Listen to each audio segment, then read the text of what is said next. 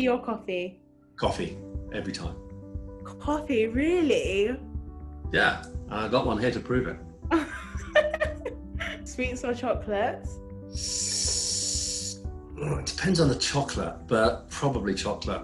Would you go back and meet your ancestors or go to the future and meet your future descendants? Wow. Oh God, I'd love to do both. I think the future. Really? Yeah, I mean, I'd love to know more about. I did a bit of a go back to look at my ancestors, as it were. You know, look, trace your ancestry. Got back about, I don't know, a couple of hundred years. Really? There was nobody famous. There was no murderers. There was no villains. There was no superheroes. It was kind of boring. I want to know, what did you want to do when you were younger? Right. So firstly, and probably a lot of boys were, you know, I was determined I was going to be a professional footballer. There was one thing that got in the way, and that was ability. I just wasn't good enough. And then it was going to be cricket. Wasn't good enough. And even probably, in terms of like let's call it a real job. Yeah. My father was an engineer, and up until the age of, I would say, 16, that's the route I was going. I was going to be just like my dad. And I was playing cricket like 3 times a week, and there was a guy at the cricket club, and he looked the smoothest guy. He had a sports car, a soft top. He turned up every week, and he looked cool. And I said, like, what do you do? And he said, I'm a banker. He was a foreign exchange trader.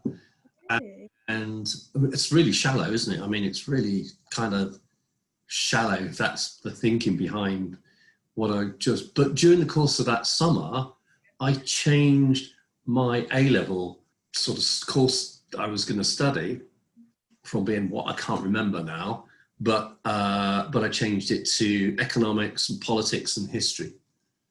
Oh, wow. So it was sort of probably not for great reasons, just because I wanted to have a sports car and look cool, that I pursued that career. I was thinking of swapping to economics. I wasn't quite sure what to do because I was hearing from other people, oh, it's hard and it's got a lot of content. So I didn't know what to do. So I did. So what, you're doing maths, I know you're doing maths, and you're doing business studies? Yeah, business and French. Business studies is great. So two of my kids did business studies at A-level, one at a degree, and content was good. It was good, but I tried to persuade them to do economics, but they don't listen to me. So, what is the most interesting thing about your job? You know what? No day it's the same. I've been CEO of Paragon for 25 years, so I'm the longest serving CEO in any bank in the UK, and I can swear every day throughout the whole of the last 25 years, not one of them has been the same. There's some boring bits, yeah, sure, of course, but it's really interesting, really a challenge. I spend a lot of time talking to people, a lot of time trying to work out problems that they're not necessarily problems for today, but they might be problems for 2 years' time, 3 years' time. See, most of my job is forward-looking, forward-thinking. So I did research. I did do some research. So good. Said that you worked in the UBS. Yeah. Yeah. So what work did you do there, and did it help you build any skills for the future?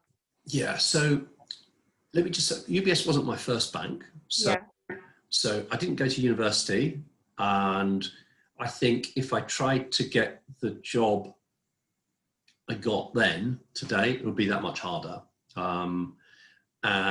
But I then did the first bank I worked for, and I did a couple of banks before joining UBS, was like a management training course. And So I spent 2 years going around different departments to learn about how the bank financed itself, how the bank financed exporters, and then I joined UBS in their lending team, lending money to household names, household businesses, very famous businesses.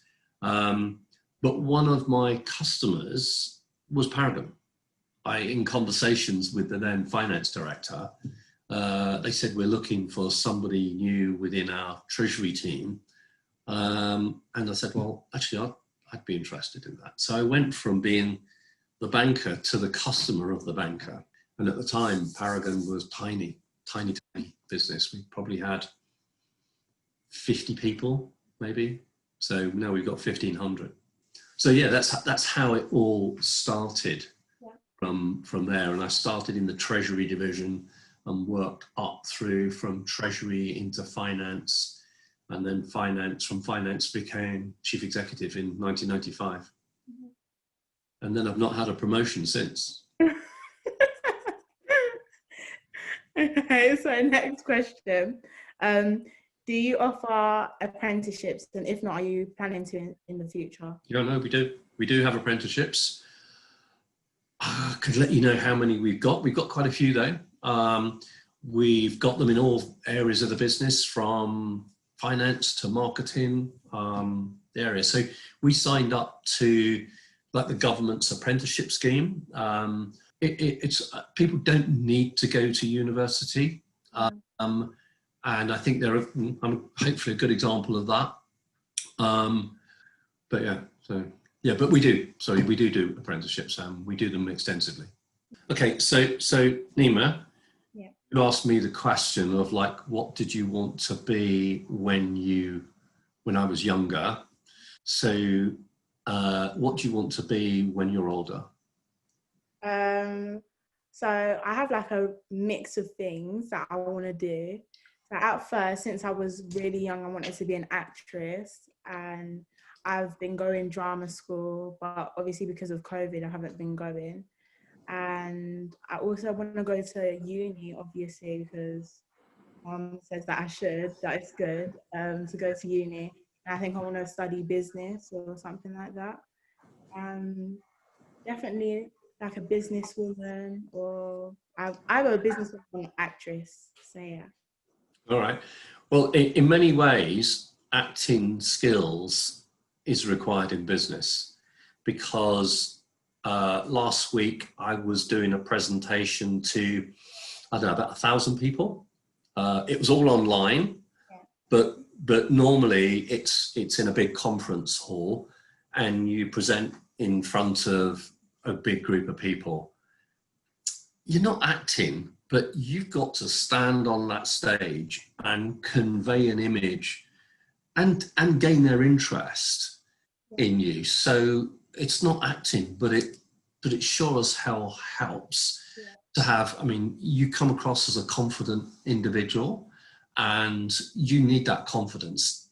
If I would say there was one skill you could have, and it's not, there's no classroom for it, I don't think, and that is to have a degree in confidence. In terms of your studying now, out of your 3 subjects, which one, if you could only do one, what would it be?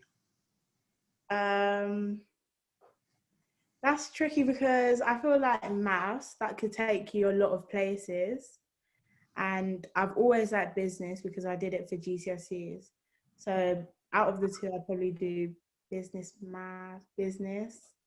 Yeah, I'd probably do business. Not French. French doesn't get a look in. I'm just doing it because I know how to speak it. All right.